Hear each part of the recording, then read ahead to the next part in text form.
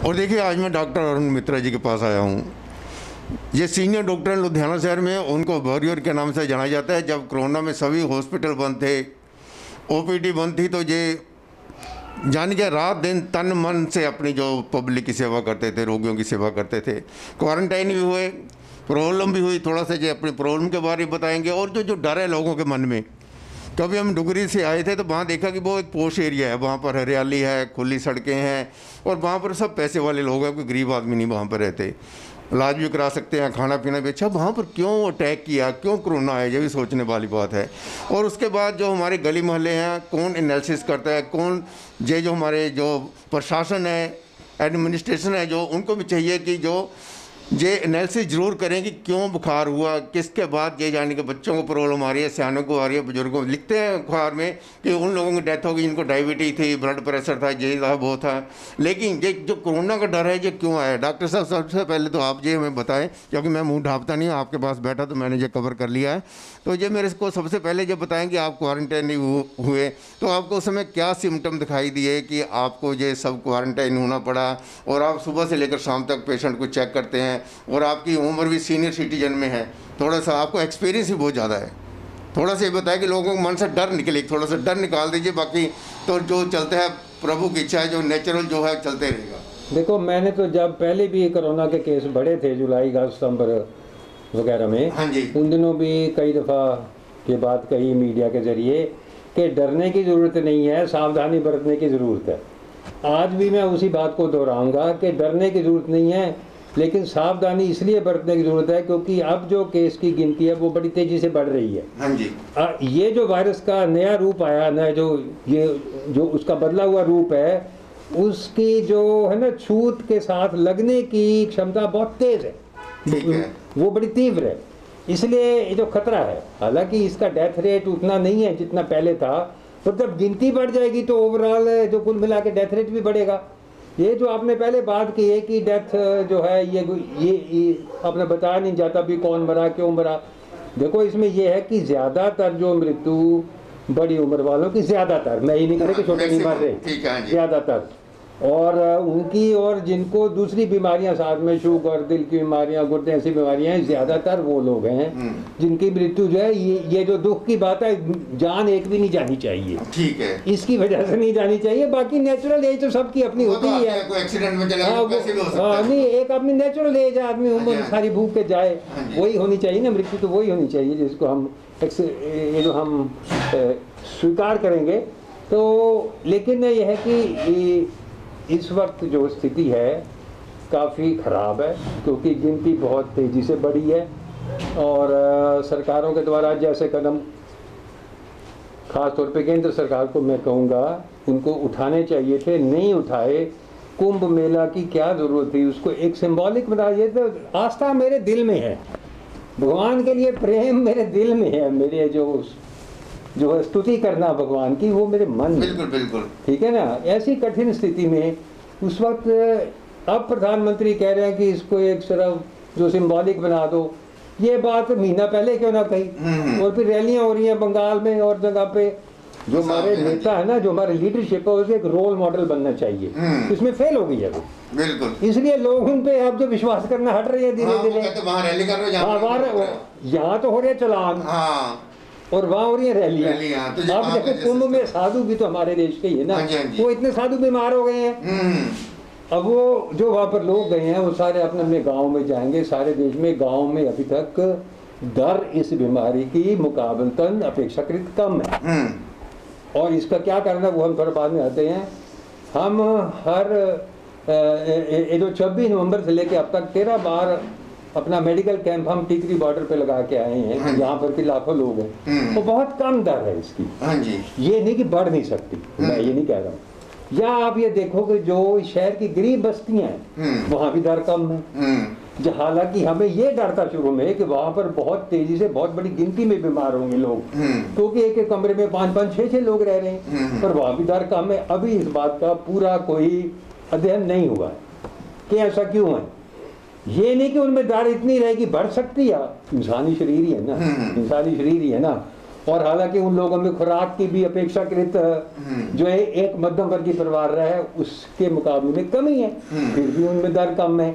या तो है कि उनमें कोई जो इन्फेक्शन क्योंकि बार बार होती हैं उसके लिए वो इतनी दवाई भी नहीं देती। अब जो मध्यम वर्गीय लोग हैं वो थोड़ी सी बात होती है डॉक्टर के पास जाके दवाई ले लेते हैं, वो नहीं ले पाते हैं आर्थिक कारणों के कारण, इसलिए शायद उनमें प्रतिरोधकता ज्यादा है, शायद इम्यूनिटी वो ज्यादा है। पर ये बात कुछ भी निश्चित रूप से अभी नहीं कही जा सकती और कोई बात अभी तक दलील के रूप में सामने नहीं आ रही है।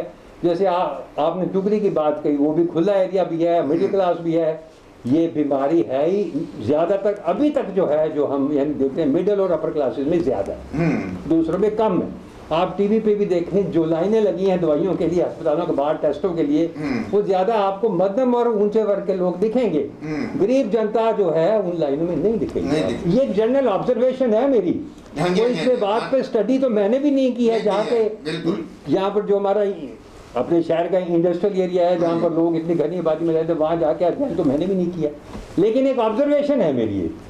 इस बात के लिए जो है रिसर्च करनी पड़ेगी, तो अब तो खैर रिसर्च का टाइम तो नहीं है, अब तो समय है। नहीं सर देखिए कैसे मित्रज मैं आपको बताता हूँ, जब अक्टूबर नवंबर दिसंबर में हर घर में लोग बीमार हुए, बुखार हुआ, खुद ही ट्रीटमेंट किया, खुद ही वो टेबलेट क्रोसिन वगैरह पैरासीटामोल वगैरह लेके ठीक होते रहे, तब लोगों में डर कम हो गया था। अब दोबारा जो गर्मी वाला बुखार है, जो कौन सा बुखार है, जो डॉक्टर इसके बारे में जानते हैं कि ये जो वायरल आता है इस इन दिनों बुखार का, तो पिछले साल भी आया था, अब भी आ रहा है ये।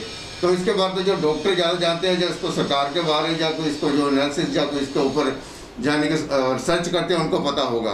तो उसके बाद एक और मैं बताना चाहता हूँ, जब डॉक्टर के पास जाते हैं बड़े हॉस्पिटल में, वो पानी चलाते हैं, पानी को क्या कहते हैं अंग्रेजी में, जो ग्लूकोज चलाते हैं डाल के ड्रिप देते हैं, जो ड्रिप में वो मेडिसिन वगैरह डालते हैं, तो वो जाके अपने गुर्दे में या और जगह जाकर वो जाने के प्रॉब्लम क्रिएट करते हैं जितनी दवाई होती हैं, क्योंकि अभी हमारे को यही नहीं मालूम हम कौन सी दवाई दे रहे हैं, इसकी कौन ट्रीटमेंट है।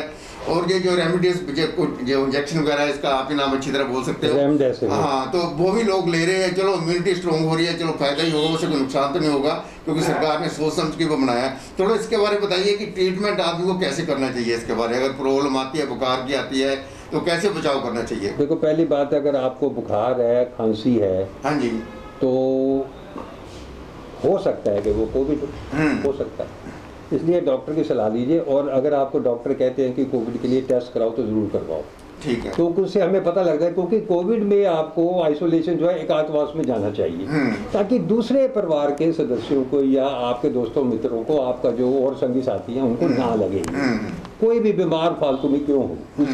इसके लिए टेस्ट करवा लेना ज़रूरी है, आपके अपनी सुरक्षा के लिए भी है और आपके परिवार की सुरक्षा के लिए, आपके बच्चों के लिए, क्योंकि अभी बच्चों में भी हो रहा है, पहले बच्चों में ही था ये, ठीक है। अब 2-2 साल के बच्चे मैं जानता हूँ जिनको हुआ पड़ा है, तो इसलिए वो टेस्ट जरूर करवाएं और उसके मुताबिक जो भी आपको हिदायतें दी जाए, अगर आप पॉजिटिव आ जाते हो, उसमें जो है एकांतवास 17 दिन का है, पंजाब का प्रोटोकॉल है, उसके मुताबिक जाए। उसमें दवाइयों का भी जो पंजाब सरकार के से ना एक किट आती है, फतेह उसका नाम है, उसमें सारी दवाइयाँ भी होती हैं, वो भी आपको लेनी चाहिए, जैसे भी उसमें आपको प्रिस्क्राइब किया जाए डॉक्टर के द्वारा। और इसमें कोई घबराने की बात नहीं, इसको ना तो कोई इसको छुपाने की जरूरत है, छुपाना क्या है, बीमारी तो बीमारी है, किसी को भी हो सकती है। बिल्कुल, बिल्कुल। मैं 2 बार बीमार होंगे तो क्या होगा, मेरा पेशा है ये, हाँ जी, हाँ जी। ये मेरा प्रोफेशनल हैजर्ड। तो जब आप बीमार होते थे, आपको बुखार होता था या क्या प्रॉब्लम आपको पता लगती, जब आप चेक करवाते तब पता चलता था या वैसे होता था? देखो इसको हम पहले कहते हैं कि 85% लोगों में तो कोई लक्षण नहीं होते। जब मुझे पहली बार हुआ तो कोई लक्षण नहीं था, हल्का सा बुखार एक दिन हुआ, थोड़ी बहुत कमजोरी आई। जब मुझे अब दोबारा हुआ, हालांकि मेरी वैक्सीनेशन भी एक टीका लग चुका था, पहले हो भी चुका है, फिर भी हुआ, क्योंकि नया रूप आ गया ना वायरस का। अब जो है मुझे बुखार हुआ, 7 दिन बुखार रहा और कमजोरी, बेहद कमजोरी आई, ठीक है। और लेकिन अब मैं ठीक हूँ। ट्रीटमेंट थोड़ा सा आपने हर्बल किया या जो अपना जो है ट्रीटमेंट जो हमारे, देखो मैं तो अपनी ट्रीटमेंट लूँ, मैं तो डॉक्टर हूँ, एक मेडिकल डॉक्टर हूँ, मैं तो अपने मॉडर्न मेडिसिन, साइंटिफिक मेडिसिन, जो एविडेंस बेस्ड दवाइयाँ, मैं तो उसी में विश्वास कर रहा हूँ। जिसका एविडेंस नहीं है, जैसे कोरोनिल है, उसका कोई एविडेंस नहीं है, उसको कोई प्रमाण नहीं ना है। अब बाबे ने कह दिया तो बाबा जी वो वही जाना, मैं उसके कोई ना आलोचना कर रहा हूँ ना कुछ कह रहा हूँ, लेकिन एक मतलब मेडिकल डॉक्टर के तौर पर मैं ये जरूर कहूँगा कि प्रमाण के बिना कोई चीज का प्रयोग न करें। जब तक प्रमाण नहीं है किसी दवाई का, उसका प्रयोग मत। अच्छा, कहते हैं हर्बल जो होते हैं, जो जड़ी बूटियों वाली दवाई होती है, वो शरीर पे ठीक होगी। मैं देखो हम खाते पीते हैं, खुराक से ही हमें जो है इम्यूनिटी मिलती है ना, हाँ जी, हाँ जी। इनमें भी बहुत सारी दवाइयाँ immunity हो हर्बल जो सकती है। है, जो हमारी आयुर्वेदिक पद्धति की वो हैं, बहुत सारी दवाइयाँ, उनसे प्रतिरोधकता मिलती है, इम्यूनिटी मिलती है, तो उनका प्रयोग करें। लेकिन मुझे तो उनके बारे में कुछ पता नहीं हाँ है, जी, हाँ मुझे जी। ज्ञान नहीं ना है, जो उसमें जो उस फील्ड के डॉक्टर हैं उससे राय लेकर अच्छा, करें। तो आपने जो अपने जो कोविड-19 जब आपको ये सिम्टम हुए बुखार के, ये पैरासिटामोल ऐसे फार्मूले या एंटीबायोटिक लिए, कुछ और भी किया? आप थोड़ा सा इसके बारे में नहीं बताएं। नहीं नहीं, मैं उतना बीमार नहीं हुआ कि मुझे कुछ इजाफराम जैसे भी लेना पड़े। अच्छा जी। खुशकिस्मती से मुझे ऑक्सीजन की कमी नहीं हुई। हाँ जी। वो तो ऑक्सीजन की अगर कमी हो पेशेंट को तो हाँ जी। रेमडेसिविर उस इनिशियल स्टेज में देते हैं, उसमें लाभकारी होता है। हाँ। बहुत सारी दवाइयों के बारे में अभी हमें पता नहीं है, क्योंकि ये नई बीमारी है, दवाइयाँ इतनी नई, एंटीवायरल ड्रग्स बहुत कम है। अच्छा डॉक्टर साहब, एक और बात करना चाहता हूँ। मुझे गली मोहल्लों में बड़े सैकड़ों डॉक्टर बैठे हैं, क्या उनको अपनी जो फाइलें हैं साल 2 साल 3 साल की जो रजिस्टर लगा होता है चेक करना चाहिए भी? इस समय ये बुखार के पेशेंट ज़्यादा आते थे, इस समय कम आते हैं, ताकि लोगों को पता चल सके कि ये नॉर्मल जो वायरल जो है हर साल ही आता है। थोड़ा सा इसके बारे में वायरस हर साल आता है, कोई बात नहीं है इसमें, पर ये अलग किस्म का वायरस है थोड़ा है। तो ये जो अपना कोरोना वायरस है, ये कोई नया वायरस नहीं है, ये इसको थोड़ा बदला हुआ रूप है, इसलिए थोड़ा ये ज़्यादा तेज़ी से फैल रहा है। इसके बारे में अगर हम सावधानियाँ, जो मैं तो यही कहता रहा हूँ, सभी डॉक्टर यही कहते हैं, मुंह ढके, नाक ढके, नाक भी साथ में ढके, और सिर्फ मुंह ढकने का लाभ नहीं होता, और उसके अलावा हाथ धोने हैं बार बार, हाथों को सैनिटाइज करना है, शारीरिक दूरी बना के रखनी है। अब जैसे हम डॉक्टर, हमें तो चलो एक्स्ट्रा कुछ प्रिकॉशन लेनी पड़ती है, तो वो अलग बात है। आम आदमी को इतनी छोटी छोटी सी बातों में क्या दिक्कत है करनी? अच्छा डॉक्टर साहब, मेरे को साल हो गए, मैंने टीवी नहीं देखा, खबर नहीं सुनी।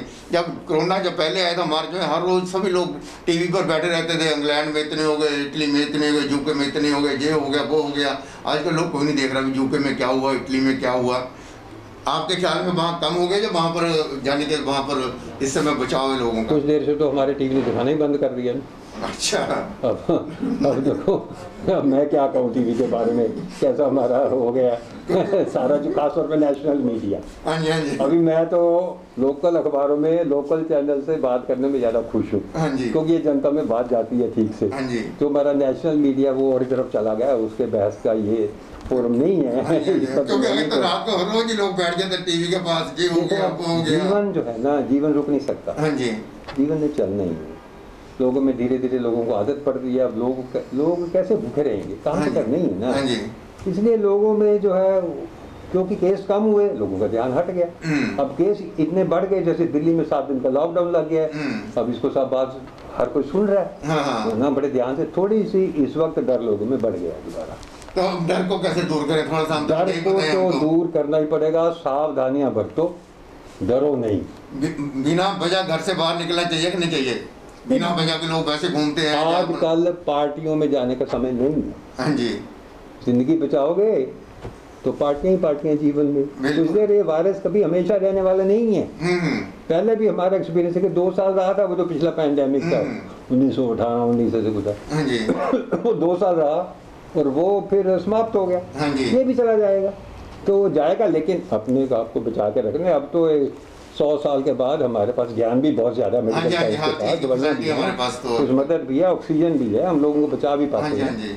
सो कोई घबराने की बात नहीं, अपने आप को सावधानी से रखिए। तो अगर दोनों बंदों ने आमने सामने मास्क पहना हुआ है, 6 फुट की दूरी पे हैं, तो 97 या 95-97% उम्मीद है कि आपको एक दूसरे से कोविड नहीं होगा। यानी कि अपनी सेफ्टी जो है वही सेव करेगी हमें, जाने का मतलब सुरक्षा में ही सुरक्षा है। तो जाने के लोगों को डरने की जरूरत नहीं है। पहले भी आया था चला गया, तो अब तो जाने के लोगों को थोड़ा डर कम ही है ना। डर कम है, लेकिन सावधानी जरूर है। देखिए डॉक्टर अरुण मित्रा जी जो हमारे साथ बैठे हैं, देखिए ओपीडी का टाइम है, फिर भी मैंने 10 मिनट इनके लिए हैं। कहते हैं कि आप सावधानी बरतिए, डर को कम कीजिए, डरो मत। बुखार है, सीजनल आता है, चला जाता है। आप लोग भी देखिए आपके परिवार में पिछले साल कैसे बीमार हुए थे, किसी को सर्दी में बुखार होता है, किसी को गर्मी में बुखार होता है, किसी को बरसात में बुखार होता है, ये तो आता ही रहता है सीजनल जो होता है। तो लेकिन आप सावधानी जरूर बरतें जितनी भी हैं, ताकि आपको जो कोरोना से बचाव हो सके। बात सही है डॉक्टर साहब मैंने? हाँ जी ठीक है जी, बिल्कुल ठीक ही कहा, सावधानी में ही सावधानी। धन्यवाद डॉक्टर जी, आपने हमारा को थोड़ा सा समय दिया, तो हमने आपसे बातचीत की, लोगों को भी थोड़ा सा जाने के डर दूर हो, डरो मत, आगे बढ़ो, कोई बात नहीं। जो भी ऐसी प्रॉब्लम आती है, समस्या आती है हमारे देश में, जहाँ हम लोगों में उसे मिलकर जुलकर ही दूर करना पड़ेगा। मास्क पहनो, डिस्टेंस जैसे बता रही है हमारी सरकार, बता रही है, डॉक्टर बता रहे हैं, उसी का पालन करो। श्रीपाल शर्मा के साथ कैमरामैन दिलजीत।